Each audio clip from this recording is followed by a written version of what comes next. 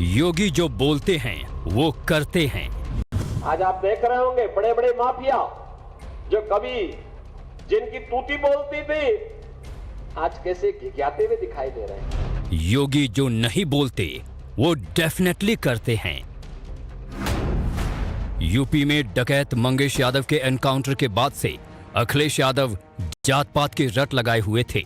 UP में encounter पर सवाल उठा रहे थे। एसटीएफ के काम करने की नीति को ठोको नीति बता रहे थे। एसटीएफ का full form special Thakur force बता रहे थे। लगा कि जाति गिनाकर अखिलेश यादव योगी आदित्यनाथ पर कोई दबाव बना लेंगे, योगी को सॉफ्ट होने पर मजबूर कर देंगे। कुछ दिनों के लिए एसटीएफ का धड़ाधड़ एक्शन बंद हो जाएगा, पर ऐसा कुछ होता हुआ फिलहाल नजर नहीं आ रहा है।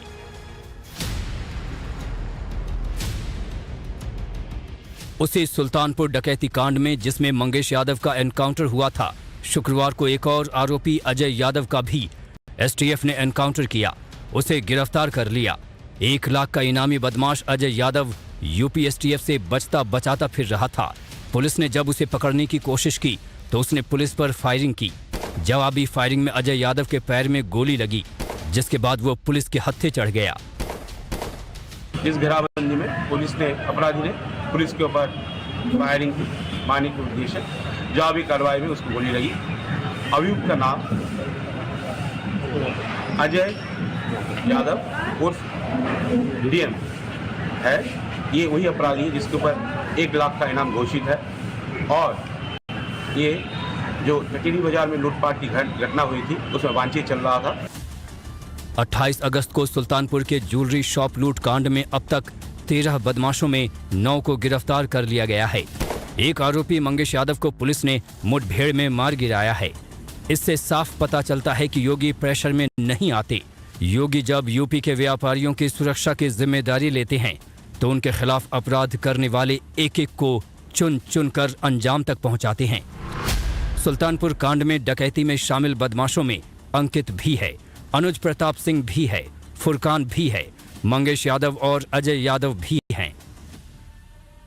एसटीएफ में एक ही तरह के लोग हैं और उन लोगों को जानबूझ के रखा गया है, जिससे कि अगर कभी किसी को फेक इनकाउंटर करना पड़े, किसी को डराना धमकाना पड़े, झूठे मुकदमे लगाना पड़े, किसी से वसूली करनी पड़े, तो एक दूसरे को खुश करने के लिए ऐसे अधिकारी पोस्ट हैं। और ऊपर से नीचे तक आप देख लीजिए, सरकार को खुश करने वाले अधिकारी हैं। लेकिन इनमें से अखिलेश जी को सिर्फ यादव ही नजर आ रहे हैं। यूपी में यादव वर्सेस ठाकुर करने के लिए कभी अखिलेश यादव एसटीएफ में कार्यरत अधिकारियों की जाति वाली लिस्ट बताते हैं तो कभी एसटीएफ को स्पेशल ठाकुर फोर्स बताते हैं, पर वो ये नहीं बताते कि चाहे बिकरू कांड वाला विकास दुबे हो, चाहे माफिया अतीक अहमद या फिर डकैत मंगेश यादव, योगी दुर्दांत अपराधियों का फुल एंड फाइनल करने में धर्म, जाति, मजहब और संप्रदाय नहीं देखते। धर्म की जय हो, अधर्म का नाश हो। अब क्योंकि समाजवादी पार्टी सुप्रीमो अपने इंडी अलायंस के मित्रों के साथ कदम ताल करते हुए खुद यूपी एसटीएफ की जाति जनगणना कर रहे हैं, तो यूपी एसटीएफ के एनकाउंटर का एक डेटा और बताना बहुत जरूरी हो जाता है। यूपी एसटीएफ ने मई 2023 से 5 सितंबर 2024 तक एनकाउंटर में 9 अपराधियों को ढेर किया है। पिछले 16 महीने में मारे गए 9 अपराधियों में 1 जाट, 3 मुस्लिम, 1 ब्राह्मण, 2 राजपूत और 2 यादव जाति के अपराधी शामिल हैं। योगी आदित्यनाथ 2017 में उत्तर प्रदेश के मुख्यमंत्री बने थे। 2017 से लेकर अब तक इन 7 वर्षों में यूपी में कुल 12,525 मुठभेड़ हुई है। इसमें 207 अपराधी और माफिया मारे गए और 6,000 से ज्यादा घायल हुए।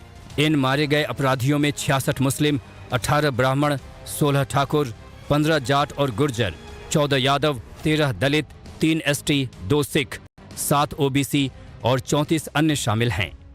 यानी यादव ही योगी के टारगेट पर हैं। ऐसा आरोप लगाने वाले अखिलेश यादव को ये भी देखना चाहिए कि पुलिस एनकाउंटर में यादवों से ज्यादा ठाकुर और ब्राह्मण अपराधी शामिल हैं। तो आप देखते होंगे जब उनके किसी एक माफिया शागिर्द को, किसी डकैत को जो पुलिस मुठभेड़ में मारा जाता है, जब मारा जाता है तो इनकी दुखती हुई नस पर जैसे पुलिस ने उंगली रख दी हो, तब ये चिल्लाने लगते हैं, मुझे बताओ जो डकैत पुलिस मुठभेड़ में मारा गया,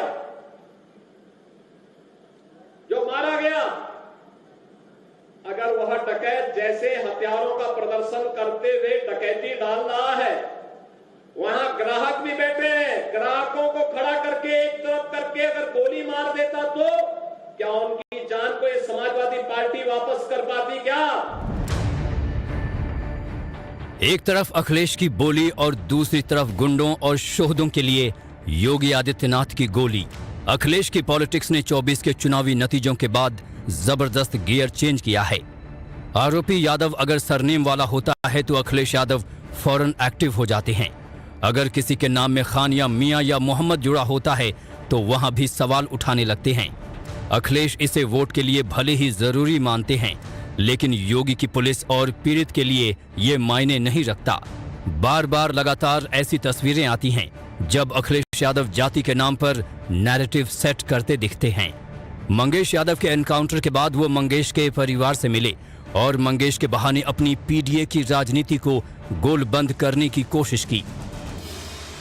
जो सरकार कह रही है कि एनकाउंटर हुआ है, परिवार के सदस्य बता रहे हैं कि रात को उठाया था उसको और 2 दिन बाद उसका एनकाउंटर हुआ है, तो कम से कम परिवार से वो सच्चाई जानने के लिए परिवार से मैं मिला।